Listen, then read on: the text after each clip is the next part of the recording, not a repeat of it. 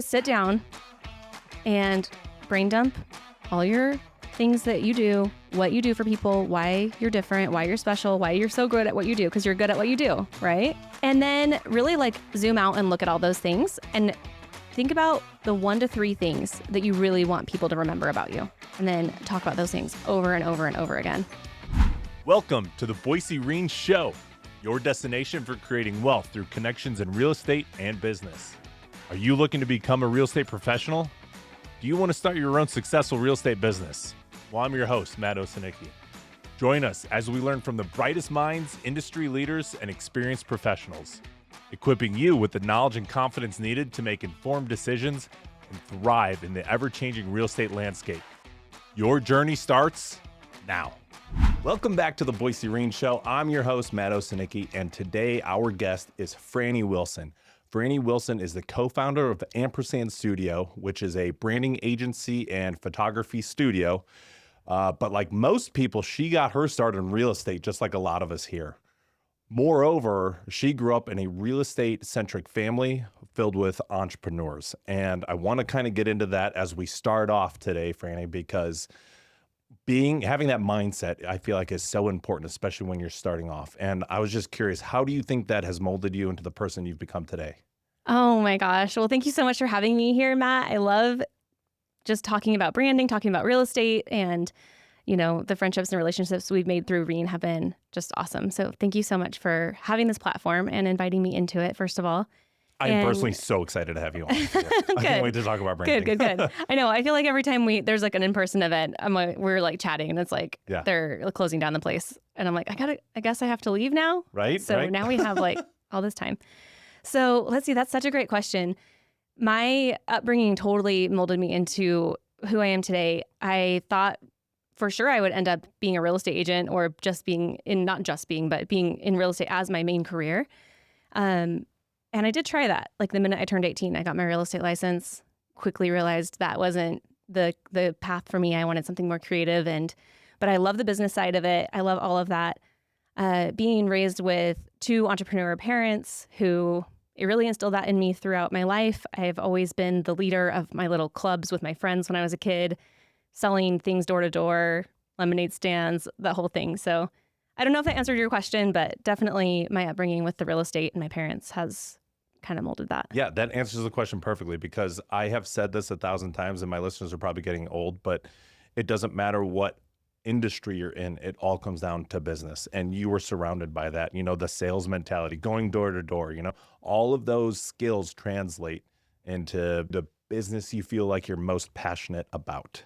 When you mentioned the going door to door thing, I just had this flashback in my head of being a little kid. My dad was the broker of the real estate company, and my mom was the face of it. She was the one doing the showings, and it was Linda was the queen bee, and my dad was kind of behind the scenes, right? Well, her and I would go out and hit the neighborhood to hand out flyers, thousands of flyers, right? That printed out, there's an open house or a new listing in the neighborhood, and walking around door to door. And all of that is instilled in me that we have to get a lot of eyeballs on the thing that we're trying to sell. We only have one house to sell, but I've got to get thousands of people's eyeballs on this in order for enough people to make the phone call and then enough people to come walk through the house and that one perfect person to find it and actually make an offer and move forward with the process. So yeah, that's kind of crazy. When you said that, I was like, whoa. Taken back to those moments as a little kid, on a scooter running around the neighborhood, handing out flyers. Yeah, because if you think about it, on those flyers, essentially that is your brand. Yeah. And how are you going to get people to trust your family's product enough that they're going to make the sale? Right.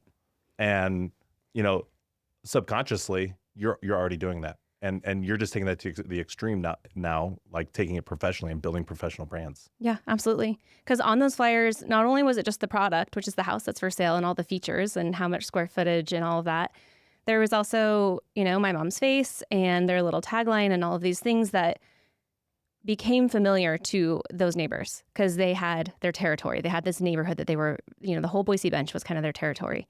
And people would get used to it. People looked forward to the little calendars that they sent out every Christmas. They knew that name because it was so repetitive in their face over and over again. And we'd be out handing flyers and people would be like, oh, it's Linda again, and you kind of start to build this community around it. And that's such a very tactical, like, one-on-one example, because now we're using social media or we're using so many different vehicles for this, but it's really the same exact concept. Yeah, So. I like that you mentioned that it was Linda and her face. Yeah. Because people knew her by her name and they knew her by, they trusted her, that when they saw her face, they knew that they were going to be well taken care of. It wasn't Linda, the realtor. It wasn't the person who was going to make a home sale. It was, oh, Linda, like, it's so good to see you again. Even if you weren't making a sale, like, it was nice to see her. And I feel like in today's era, it's more about personal branding than it is business branding. Because if she were to market it as a business, like Linda's Realtor LLC company, like, you can't really get much trust behind that, I feel like. What are your thoughts? Wow. I mean, building a brand for a business is important, and building personal brands is also important, and they play together. So they have to be looked at as two kind of separate entities. And I think that's something brands are really starting to notice and leverage these days, is like pulling out the actual people from the brand and building personal brands around them, like the CEOs, or even people all the way down, throughout the ladder, I guess, of whatever. The more you can build connection with people through the actual personalities that are at that brand, and kind of create these, I don't know, like little, I'm like imagining like the little connections that are being made like in your brain, like every time you hear about a brand. And when you can connect those to actual people, it just strengthens it even more. Every touch may seem small, but it matters. Right. In the big picture, it matters. If someone's just scrolling through, like, on social media these days, they may see you one or two times, but after a year of planting this seed, you're looked at as like the biggest person in this field or industry if you're consistent long enough. Absolutely. Okay. I know we got a little ahead of ourselves, but I want to back up a little bit. So All right. Ampersand Studio. Ampersand Studios. Yes. Some of your, I don't want to talk about your core values because I know you can probably name them off if I asked you to, but essentially you're about brand messaging, customer experience, social media marketing, and buyer behavior. Is that correct? Do you want to expand on any of those? Totally. I mean, overall branding is definitely the umbrella. Like, that's the big thing. Our mission is that we believe even the smallest of businesses deserve big brand strategy. So how do we take what the big companies are doing and dissect that and go like, okay, how can I apply that to the mom and pop shop or the real estate company or whatever that is, like a small or a big small business, but not these like huge corporations that have massive teams. Anybody can deploy the same strategies and see results. I like that. And hopefully we can get into some of those strategies. What have you found that you're most passionate about when it comes to brand building? I can see in your face every time we talk, it's a very exciting subject. And I feel like it pays dividends in no matter what business you're in. Like you said, even the small person can have a big brand behind them. Yeah. What is it that you find you're most passionate about in brand building? Oh my gosh. My favorite part is I'll sit down with a business owner that's just so overwhelmed and they're like feeling stuck. They're like, nothing's working. I don't know I'm so overwhelmed with marketing my business, with social media. I don't really know how to explain what I do or why I'm different. I'm in a saturated market. They have all these things that they come to us saying, I think I need to rebrand. And we're like, well, why? Like, why do you think that? And they say all those things I just told you. And what they think they need is like a new logo, And we sit down, we call it a brainstorming session. So it's brainstorming for your brand. We just extract everything out of them and everything that they do, everything that makes them different, everything that makes them so great and makes them the perfect fit for someone, right? And then we just basically regurgitate it back to them in a different container. And they're like, minds are blown. They're like, oh my gosh. They have this huge aha moment. And I'm like, I just told you exactly what you told me about your business. Just we're able to kind of pull out the magic and then package it up in a way that makes sense. Yeah. And that's succinct. So that's what I'm most passionate about doing, is giving business owners these tools so they have in their back pocket, like their messaging in the form of, I like to call it like an accordion. So it can expand to be a long, like if they have to give a talk or if they want to tell a long story, all the way down to a very short phrase that makes it make sense. And that's so much fun. It's so satisfying. And this is a little off topic, but we talked about earlier about two-word branding, on how we can take a cultural brand like brainstorming and rebrand it as brandstorming, like what you did. And people can get behind that. And I feel like with your clients, they already are doing the work. They're already building trust with the clients that they have. Mm-hmm. And you are just giving that trust a voice for everyone to be heard. I love that. So Yeah. in my infinite wisdom of branding, that's how I perceive it. And I think that's really cool that that's what you provide business owners who aren't thinking of that on the day-to-day basis. Yeah. I mean, when you zoom out, branding is trust. Like, that's it. We're trying to build trust with strangers. So what happens a lot of times is people will start a business and they're so excited and they have this, it's a novelty behind it. There's the newness, like it's being birthed and they're launching it and they have this big launch strategy, or they have a big party or a grand opening and all their best friends and family members, everybody shows up and maybe they buy something or they tell their friends or they share about it on social media and they feel like right out of the gates, it's on fire. And then it will plateau. It will sort of build, and then plateau. And then they're like, what's going on? And normally what is happening is they've just tapped out their inner circle at that point.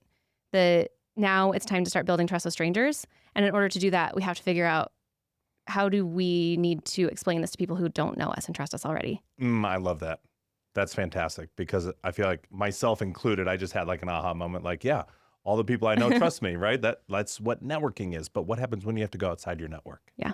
And building that brand, I feel like, is important for that. And you just explained it better than I ever could. Well, and there's so many ways you can shorten that journey, like without having to meet somebody in person and go to networking events. If we're doing it online or through social media, how can we think about that buyer journey for someone from the minute they find out about us all the way through experiencing the product and service, and then hopefully becoming loyalists and coming back over and over again, or referring everybody they know to you that needs what you offer. So how do we remove some of the barriers, or like some of the stuff that's just wasting time or bogging down or confusing people? Usually that's it. Usually it's taking out the stuff that's confusing people, or saying yes to doing all these things and not being known for one thing. Can you give some examples of what those barriers might look like for somebody? Sure. So like one thing is, so just to keep it in the container of like real estate, I guess, for the sake of this audience, we work with a ton of real estate agents, like actual agents or even lenders or anybody in the industry, but let's go with a real estate agent. Usually their biggest issue is, okay, I'm building a personal brand, but how much of my like personal life should I show versus talking about real estate? So oftentimes they'll go one of two directions. Their whole like social media accounts will be filled with just coming soon, pending house, I have an open house on Saturday. Lame. You're nodding like, yeah, I know the accounts, right? I don't really have a reason to follow that. No. And then you've got over here, you've got this other person who's posting about like their daughter's gymnastics tournament or something. And they're in, I don't know, they're like on a vacation doing this thing, and they're sharing like pretty much, it's like a personal account made for the grandma and grandpa to watch. And so I am also not going to follow that if I'm not feeling like I'm getting value from it. So what is the balance? Because we're going, you need to show who you are and what makes you who you are, your personal values, and like why somebody might relate to you. And having a family is one of those things. But if our whole feed is just full of stuff of pictures of our kids and our vacations, that's not providing value to your audience, right? So I guess, okay, going back to what the question is like, how do people confuse and, I don't know, to do things that maybe don't drive the trust building thing? It's by doing one or the other just too much and not finding the right balance. And not having a clear, what we call it is the RCT, which means your really cool thing. Like, what is that? Because, Seth Godin calls it the purple cow. You've heard the unique selling proposition, all of these different terms that come up in marketing. And we thought those were all really boring. So, I mean, purple cow isn't boring. That's a fun one. But ours is the RCT. That's what we describe it as. What is your really cool thing? What do you want to be known for? Are you the real estate agent that is also a skydiving instructor? That's kind of something memorable. If it's memorable and remarkable enough to latch onto and make me go, oh, you know that real estate agent that skydives? That's okay. Let's put those together. But we want to be talking about real estate enough and providing enough value about that people actually associate us with the thing that we can sell them. Okay, so there's a balance between the two, Mm-hmm. the personal side and the business side. And you want to Right. make sure you're capturing both with the right proportions when it comes to social media, for example. Right. Yeah. I love it. I love it. So on this topic, I do also want to talk about that business and personal side. And kind of the question goes, why is it so important in today's market specifically, especially with how big social media and how marketing has changed, where like essentially marketing is free now, right? But you Mm-hmm. have to do it, and it costs time and energy for you to do it, Sure. especially for those in the real estate space. And can you describe the difference between branding a company and personal branding? Yes. Okay. So when we're talking about a personal brand and sales, let's say sales psychology. Okay. We buy from people who we trust, and we trust people who are like us. That's Okay. perfect. Yes. So, not to say that we can't trust somebody who's not like us. We can, but we have to find some common ground on something. So, my favorite story is I was purchasing a car, and I went to a dealership, and the car salesman was like telling me all these features of this car that were not, he was telling me about like the horsepower and the whatever engine stuff. I'm sitting here like, I have no idea what you're talking about. Mm-hmm. Then I go to another dealership, and the salesman noticed the car I pulled up in. I had a 4Runner at the time with a ski rack, and I have stickers on my, pretty easy to peg down like what this chick likes to do, you know? So he instantly starts giving me ideas for cars that would fit my lifestyle as far as snowboarding, mountain biking, these types of things that he can tell we're interested in. Then he starts talking to me about something that he likes to do that is in that realm. So the other guy actually started talking to me about golf. And I'm like, no, immediately no. Like, I just like cannot even talk to you anymore. I have to leave, right? So when that guy tells me, hey, let's say I were to move forward with that guy because I really liked the car enough to like deal with him because we were just not jiving. Mm-hmm. We might go and sit down at the table, and he might give me one of those spiels. It's like, oh, well, there's somebody else looking at this car right now. And I need a decision like in the next 30 seconds. And I'd be like, oh my gosh, I don't trust you at all. Everything you're telling me right now is totally full of crap, you know? But if snowboarder mountain biking guy who I've already connected with, and we've like found these commonalities between each other, and we sit down and he goes like, hey, I just want to let you know there's somebody else in the other room that is looking at this car. No pressure or whatever, but just want to let you know that. I'd be like, oh my gosh, I believe him, you know? Yeah. And obviously it has to do with the delivery and all of that and how that's coming across in his personality. But he already earned my trust by a little bit by finding commonalities between ourselves. Yeah. And so you felt like you were part of that group. Yeah. Like like he gets it. He knows what I need. Yeah. He knows I need the more trunk space, and he knows I need this certain, he's not even going to go into explaining the features of the car that I don't understand. And that we can talk about in a minute. That's on brand messaging. But the trust thing, it's like, if we're building a personal brand and we want to start sharing some of these things about ourselves so that people can make connections with us, so they can go, oh, she snowboards. Oh, she mountain bikes. Like now we have something we can talk about in common. So we have a similar lifestyle, and it could have to do with your personal values. It could have to do, you have to decide what you want those to be and what type of people you want to attract. And those are the types of things that we want to like kind of cherry pick to be the pillars of our social media strategy. We're just social creatures at the core. Mm-hmm. And we just want to feel like we're in the group and we're involved and we're a part of something. Right? Yeah. And I love that because what you described was exactly something that I've always thought. We don't want to be sold anything like the salesman. Yeah. You don't want to show up and be sold something, but you did come there to buy. Yeah. You do want to be a buyer, right? Right. And moreover, it's not about you buying something. It's you want to be a part of something to take it even a step further. Sure. And when you build that brand of trust, and that community, like, come join us, these are all the things you like, and you're relating with your clientele or your market, that you're relatable with them and that they can join your tribe. Totally. So that is a perfect setup for talking about building a brand as a company. So if we think about these companies that have created that it's already pre-instilled. If I buy this product, it means XYZ about me. It puts me in this camp. So if I'm wearing Patagonia, it says something about probably about my values. Like if I'm like a Patagonia loyalist and like have most of my right? Yeah. You're subscribing to that tribe. I am subscribing to the same values of Patagonia, Yes. which is environmentalism, right? Sustainability, quality, and it comes with a higher price tag. Yep. So, and it also gives me a lifestyle of like the types of activities I'd probably do outside of wherever you see me wearing that jacket, you know? So there's a lot of brands that are doing that really well and that have a very clear brand message and a very clear set of values that go along with it, and others don't. And they kind of they aren't getting as much loyalty like built in. They're not going to have people who are like ride or die. Yeah.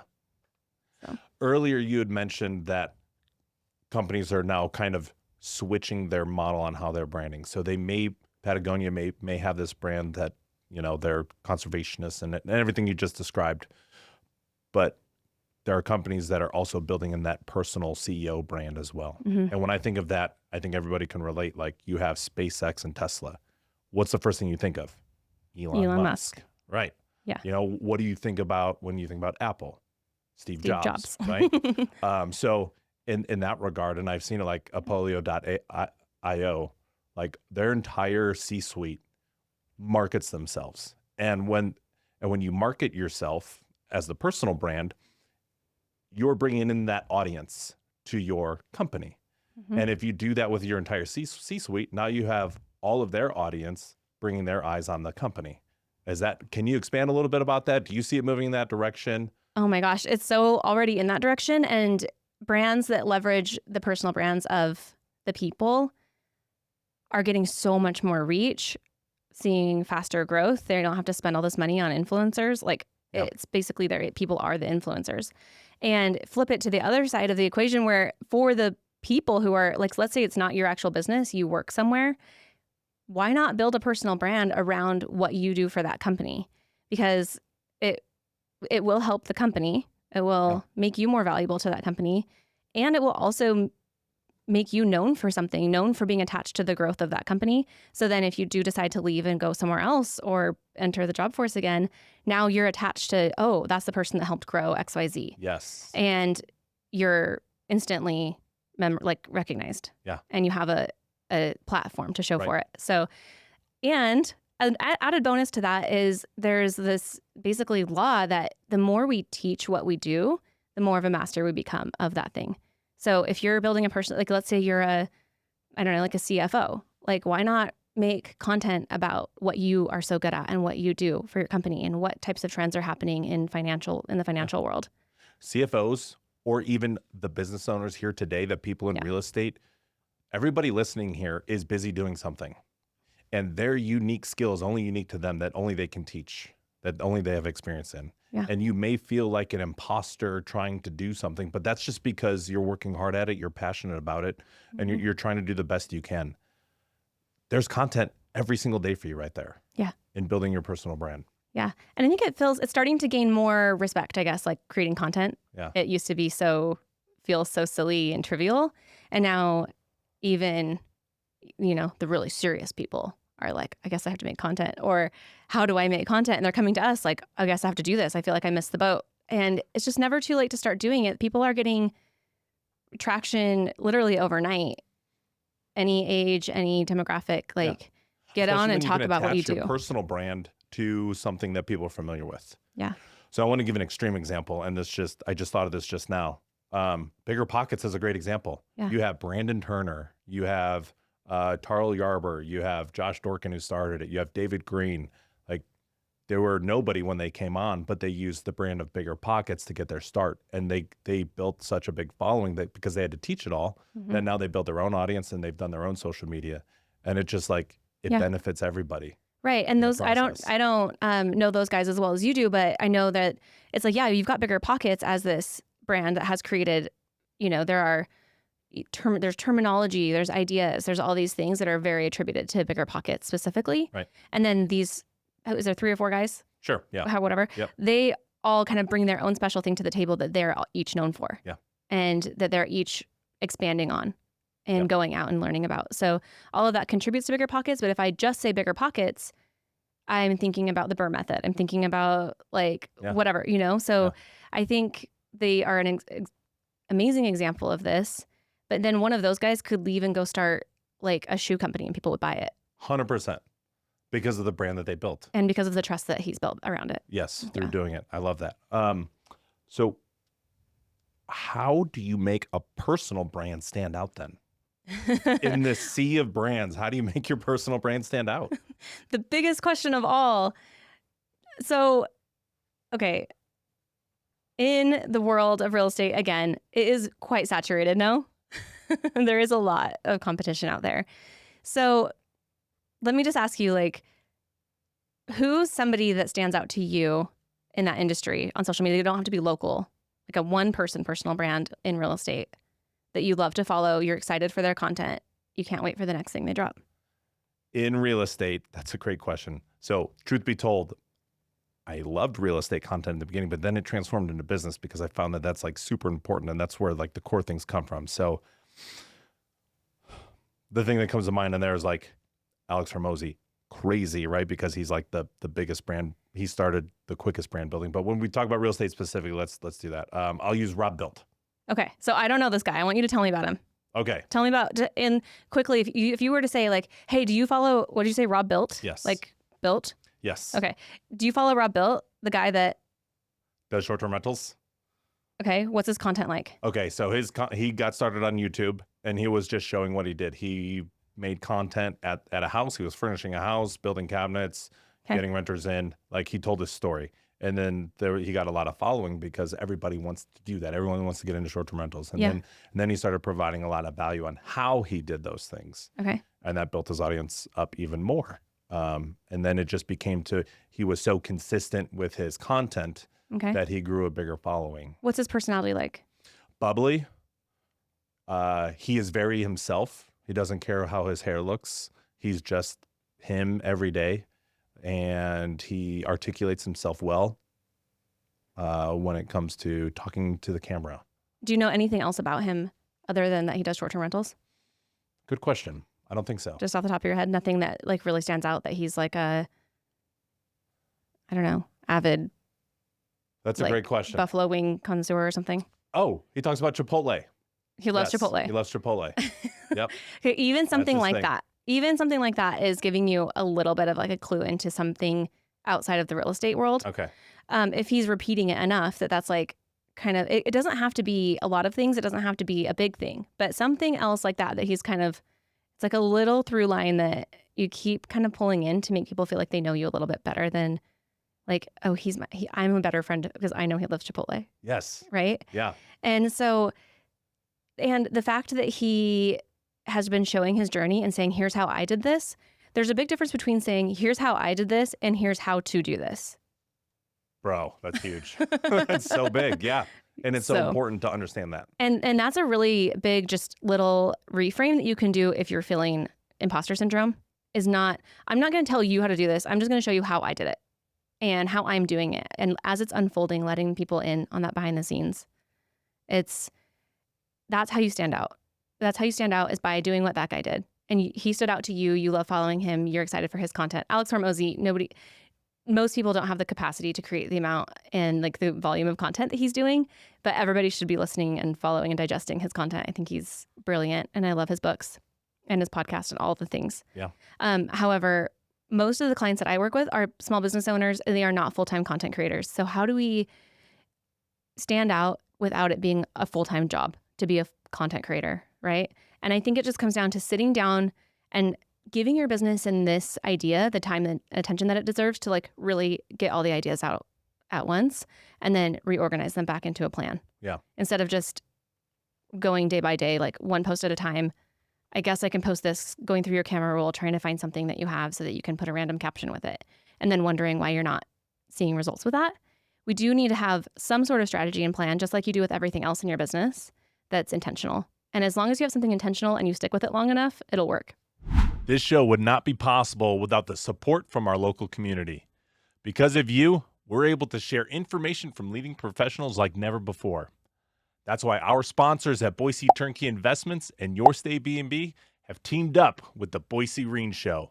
Whether you're just starting out or you're a seasoned pro, they help bring you all the insider information to get you started on your journey today.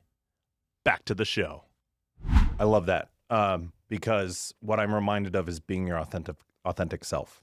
And if you have a plan like what you're talking about, and you can also be your authentic self, the content should be endless. You won't, because it feels like there's a lot of friction for a lot of people to produce content. Yeah. What am I going to talk about? I'm going to talk stupid. I'm going to sound stupid. I don't know what I'm talking about.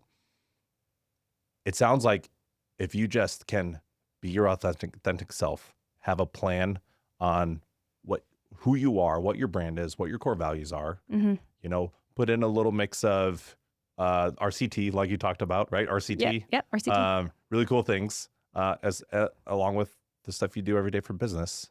It's really that simple. Right. It's like if somebody sets you down and like puts a gun to your head and says, be creative, you're going to be like, oh, I guess I'm dead. I don't know. Yeah. Like, right.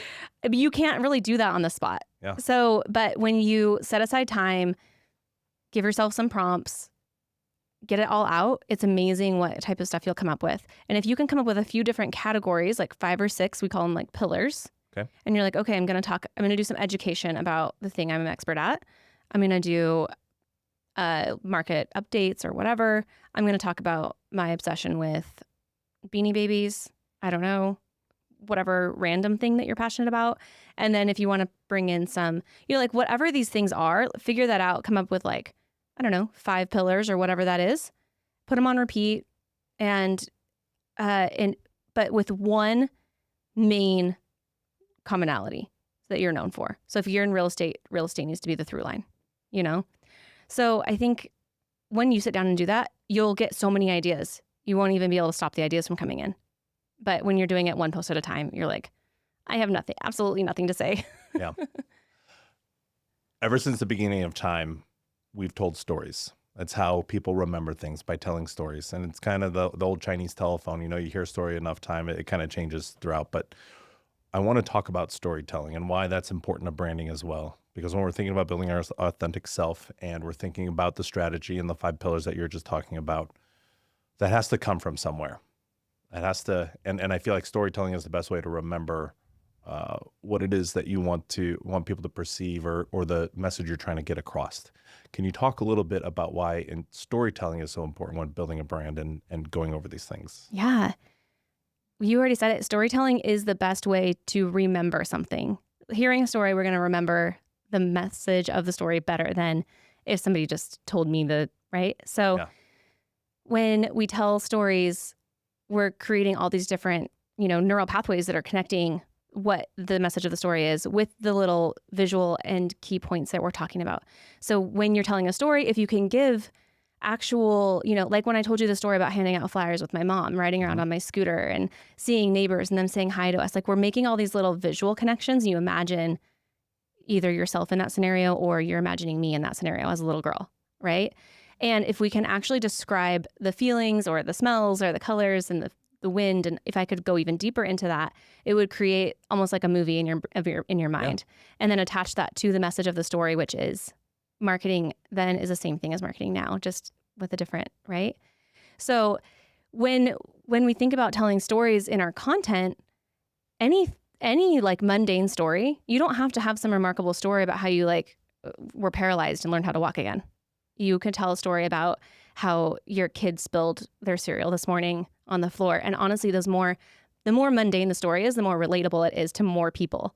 So they can pull out of those things and you can go, I wanted to lose my mind. I was already having a stressful morning. And then my kids said something, it's like these really cool moments in your life that make you stop and think about something in a different way. And then if you can deliver this aha moment to your audience, you just leaps and bounds, took a huge shortcut into building trust with them. You couldn't have said it any better, and that's exactly where I wanted to go. I want to use the car sales story that you told. Yeah. It was perfect. The message was relate to your clients, be personal with them. But you told it like everybody has been to a car salesman and has tried to buy a car and knows how painful that is. Yeah. And you made the story, you were the hero of your story. You had a challenge to overcome, which was buying a car. You faced a a boss or somebody, like a video game reference, which was the Like a terrible villain. salesman, a villain, the terrible Yeah. salesman. And you were able to, a mentor came along, somebody who could relate to you that helped you overcome that challenge of purchasing a new vehicle and made it so easy for you. And the ultimate, thing you're trying to get across is just be relatable with your clients, their Yeah. storytelling. Cool. And you nailed it. Yeah, I don't even notice that I'm doing it, but when we think about the content that we resonate with, it's the stories. Yeah. And so I can't remember who I learned this from. Yes, I do. James Wedmore. Do you follow him? I've heard of him.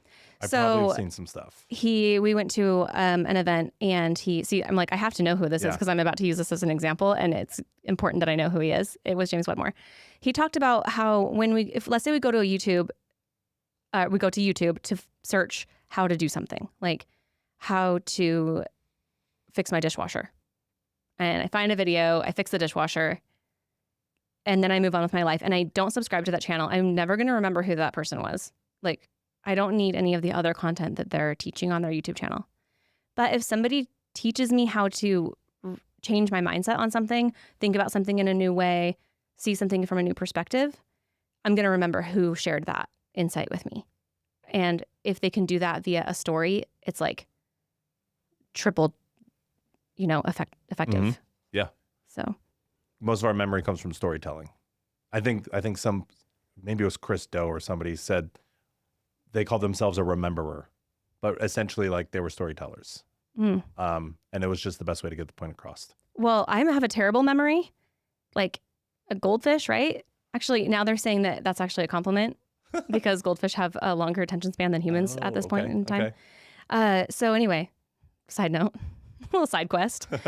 My memory is so bad, but I was always a great student because I learned how to gamify things. I learned mnemonics, and that's exactly what I was doing. I was creating little stories, going, making up something fun about the fact I had to remember and attaching it to the thing. And that's all that is. You just like connected that for me. I love that. So that's all it is. Yeah. And this is why I personally am passionate about branding, is because you find these aha moments and you find like your meaning, kind of like your meaning to life. Like, what value am I giving my community? Yeah. And you're doubling down on that specific part of you, who you truly are, and letting it out to the masses. Yeah. So when you do that, you're putting yourself in kind of a vulnerable place, right? And now you have to deliver on that. Like, that's where authenticity comes in. You can't make this promise and then not actually deliver that. Mm-hmm. That's how you lose trust. And losing trust is a lot easier to do than gaining it. So almost impossible to get it back. If we promise something and we're giving all these things and saying we're acting out of integrity and we're going to take good care of you and make sure that you, especially in real estate, and then we don't deliver every single step of the way on that, there it goes, out the door. Yeah. Acquiring that customer in the first place, getting them to walk in the door is the hardest part. Now you have to deliver on what you promised. And so Seth Godin has a great quote. It's, every interaction in any form is branding. And from the minute somebody finds out about you all the way through that customer journey, like I said before, until they become a loyalist, all of that is what your brand is. How they feel about you, how they describe you to others, how you make them feel before, during, and after the experience is all part of it. So if we drop the ball somewhere in the middle or we don't live up to our values that we're promising, it's absolutely detrimental to a brand. I love that. And I want the listeners to go back and re-listen to this, because that's so important, especially to those people who feel like they don't have time to do all this brand building and storytelling. Like, I'm just here to work. I'm just here to work with my clients that I already know. Like, you're already building a brand, and even if you don't think you are. So why is building a brand even so important in the first place? Like, why even listen to this? Why even do all of these things? I mean, it can be as much as you want it to be. It can you can dedicate as much time to it as you want. And like you said, whether you think you're building a brand or not, you are. And what is your brand? Like, what are people saying about you? Is your brand that you're always late? Is it that you don't respond to text messages? Is it that could be your brand? Let's think about how we want to be perceived. Let's think about the verbiage that we're using in our emails. It could be down to that. It doesn't, even if you're not going to become a content machine and start a YouTube channel tomorrow, you are building a brand in the way that you're interacting with people every single day. So is that intentional, or is it totally on autopilot. Oftentimes it's on autopilot. And even sometimes I'll write something, I'll write a blog post or an email out to my newsletter or something and go, that sounds like ChatGPT wrote it. Or it sounds like I'm using that kind of programmed professional jargon. So I'll kind of put on my brand goggles and go back through and add the brand personality in, shorten things, take things out, make it more geared towards my specific audience. And those are always the emails that people love. So if you're building a brand based on word of mouth, it's still building a brand. It's just going to take a little longer to get that machine up and going and to see the growth that you're probably expecting. However, using social media and then turning up the dial, pulling those levers once you feel good about it, can just pour fuel on the fire. And then it becomes a game of being front of mind, because that's a huge part of it. We got to get people top of funnel, being front of mind, reminding them that we even exist in the first place. Like they don't have anything to think about us if they're not thinking about us anyway. Yeah, and social media is the best avenue for that. I learned this branding lesson a while back. I went to one of AJ Osborne's conferences here in Boise, and he brought in people he brought in all the bigger pockets people, right? But the one thing that Brandon Turner, Pace Morby, and AJ Osborne all had in common was you want people to see your face, because people are on their phones more than anything these days. And the best way to market yourself is to just be that face on the phone that people are looking at every day. And I know that that's a lot of content building, but like that's what I have found to be the most powerful thing. Yeah. Show oh your my face. gosh. Huge. And it's scary for people sometimes. They don't know how to do that. They put the camera up and then they're like, you take 25 takes. It gets easier. And I always recommend start with stories, like Instagram, Facebook stories. They go away after 24 hours. It doesn't live there forever. It's not a YouTube video. Yeah, it's a that's great practice. it's a really great place to practice, and nobody's expecting high production value in your stories. So you can just sit in your car and turn it on in the parking lot, not while you're driving. Just kidding, but you can do it wherever. You don't have to like get all ready and have fancy lighting set up and cameras and all microphones and everything. Yeah. And there's so many little fun hacks and tactics and things like that you can add to it. But the first step is just turning the camera on and say something. Is there a platform that you would recommend as an easy way to start? So you said stories, start with stories.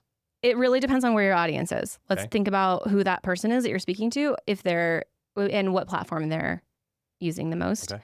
So depending on what industry you're in, what kind of content you're creating, what demographic and age group you're talking to, like maybe TikTok is your spot. Maybe it is YouTube, but you just want to do YouTube shorts. Yeah. But Instagram is our playground for my business. That's where small businesses in the demographic that we work with are mostly wanting to grow. So that's where we build the majority of our platform. We have a podcast, we have YouTube and all of that stuff, but it's not our main focus. So if you're somebody who is using social media and you find that you are on YouTube Shorts more than anything, then maybe that might be a good place to start. Or maybe you are in real estate and you're communicating through Facebook groups, then maybe Facebook stories is a good place to start. Totally. Maybe you're in photography and you're on Instagram a lot. That's where most of your audience is going to be. So maybe, dude, I say just do wherever feels easiest for you at first. Like whichever platform you're comfortable with. And if you're not comfortable with any of them, make a dummy account, make it private, just click the buttons, make some reels or something, post them, see what it's like. I sometimes I'll take my clients' phones and I'll be like, look how easy this is. And we'll make a quick video and I'm going through and they're like, no. And I'm like, dude, don't worry. There's like 4 more buttons I have to push before this goes live. And just showing you and they don't even know like what the next button is going to take them to, what screen that's going to take them to. And so it's so overwhelming when you don't know the tech.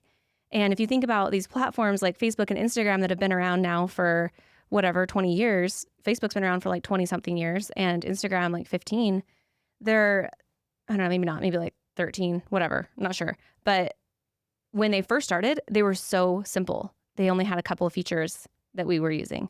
And then they'd add on the next thing. Like when they added on that you could like something, or instead of just liking it, you could also heart it or something else. Like that was like a big deal. And so imagine somebody coming into this platform now with 750 options of what you can do with it. And they didn't learn them one by one, like how I did. So I have a lot of empathy for people coming into a new platform wanting to learn it and feeling super overwhelmed with it. So I say start with the platform that makes the most sense to you. And then if you really want to make it a strategy, you need to know where your audience is. And if it's still overwhelming, then it's time to hire someone to help you with that. That's a great start for beginners. And I think if anybody listening wants to get started, I think you just gave the best advice. And I can't think of anything better to do than just start making a story. For those who want to take it maybe just one step further, let's say they take 2 videos, they want to put them together. Do you have any recommendations on what might be a next easy step or like a software, something they could use on their phone that would help them put a reel together, for example, something easy? Well, you can create reels inside of Instagram. Okay. And it changes every day. Okay. And sometimes it's a little bit glitchy. So it's a little frustrating, especially for a beginner. So I would definitely find an app that you like. CapCut is pretty awesome. It's really user-friendly. It works like a video editing software where you can have layers and you can add something on top of, like, say you have a video and you want to add a photo as like a little sticker on top of it, like a review or something. You can easily just build on it just like layers. You can easily trim your content, export it out. They have all kinds of fun little templates and trending memes and green screen, fun things that you can just jump on trends. And if you are a TikTok user, it all links up between TikTok and CapCut. Just remove the final frame that is the CapCut logo, delete that before you export your video, and then you can link up the sound in Instagram or wherever you're posting it. And I know that might have just made it sound a little bit too advanced, but sometimes I'm like, even the basic stuff for some people is overwhelming. So I like that roadmap. Nobody has an excuse to get started anymore. Right. Just make a story and post it on your favorite platform or where your audience is at. Just make a story. It goes away in 24 hours, like you said. Mm-hmm. Oh, wait, I have one more tip. Oh, yeah. For a beginner. Yeah. Skip the intro. Just get to the meat. Okay. Don't do the like, hey guys, I'm Frannie. I'm the owner of Ampersand Studio. Like, no, you got to get right to what you're talking about. So go ahead and do that, film it, and then just trim all that off. Okay. If that's what you need to do to make yourself talk. Yeah. In stories, fine.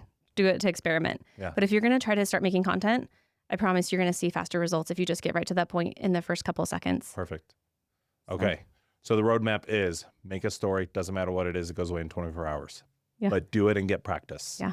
Next, try to make a reel like you said on Instagram. It'll walk you through it and see what happens. Practice. Third, try using a software like CapCut which will allow you to take 2 videos and put it into one or add a picture like you said. Yeah. And then after practicing that, you'll probably get really good at it to a point where it just feels like second nature. Totally. Easy roadmap to get started on your branding today. Yeah. I love that. With that in mind, what are some emerging trends in branding that you think will shape the future of the industry, and how can brands prepare for those changes? Well, Matt, we already touched on some of the things I had prepared for this question, for the answer in this question. So maybe just a synopsis. The synopsis is the way I see it going is brands building personal brands alongside the company brands. Okay. I think that's a huge, look at Sarah Blakely and Spanx as like an example. She built up her personal brand alongside Spanx as they were building that company, sold it for whatever billions of dollars, and is able to now go start whatever she wants, and she'll have the whole world backing her, right? How many big companies were grown and we have no idea who is behind it? So I think that is a huge thing. I'm noticing a lot more brands, they're showing the personalities of the teams. Like they're showing what the culture inside the company looks like. These brands that we love, we're seeing what it looks like to be working at the cubicles inside the companies. We're seeing behind the scenes of their Zoom calls. And it's really just creating connection between the company itself and its audience. They're even like have you seen the big thing where the intern took over the marketing for the cans? I have not. Company. It's called, the Instagram account is like best marketing strategy ever. Okay. And the whole shtick was, that's a good marketing name, by the way. We let the intern is like me proving to my boss that smashing this can is more effective than his entire marketing strategy. Oh, yes. Okay. Yes. So she's built, I don't know, last time I checked, over 500,000 followers on this account. And that's a perfect example of now all these people are attached to that girl, the intern, and therefore the brand. Yeah. So letting these people kind of run wild and do something that's fun and with the time right? Like wherever we're at. So that's one thing. The other thing is being reactive to trends and like social things or current events in pop culture. So you're seeing brands being super reactive, posting, they have these marketing teams that build out like 2 or 3 months in the future. But then something crazy happens at the Super Bowl and the next day everybody's on it.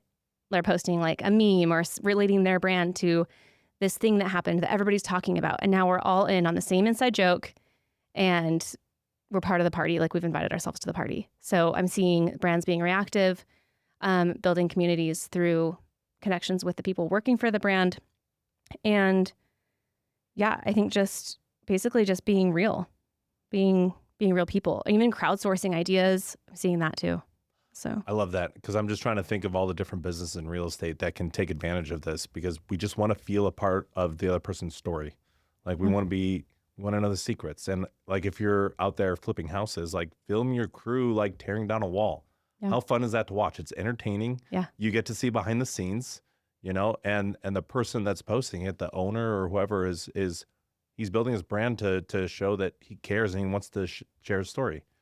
Yeah, and don't get so obsessed with I have to be so different than everybody else doing it. Like you will be different because you are a different person. Yeah. So if you're showing the process of your remodel, that's okay. It's a different house. It's a different thing you're going to do than what anybody else has ever done. Mm-hmm. And like you said, consistency is the game. Yeah. And of course, if you have something that you can throw in to make it different or make it polarizing, those are all like advanced options. You don't have to do that though. You can absolutely build a trustworthy brand that's memorable and recognizable without having some like crazy personality or swearing at people or like, doing some Mr. Beast stuff. Like you don't have to do that. Just be your authentic self. Just be yourself. Yeah. I love it. Hi, I'm Jonna Weber, the founder of the Boise Real Estate Investor Network. Thanks for being a listener of our Boise REIN show, where our incredible pro members share their personal stories and areas of expertise with our listeners. If you're enjoying our show, you are going to love our Boise REIN community. Our mission is to inspire, connect, and equip you to create wealth and freedom for yourself and your family. We invite you to join us as a member at Boise REIN today at boiserein.com. Frannie, thank you again for coming in today. Gosh, but before I let you go, because we could probably talk about this for hours. What, in your opinion, is one actionable item step our audience could take today that would get them closer to their goals tomorrow?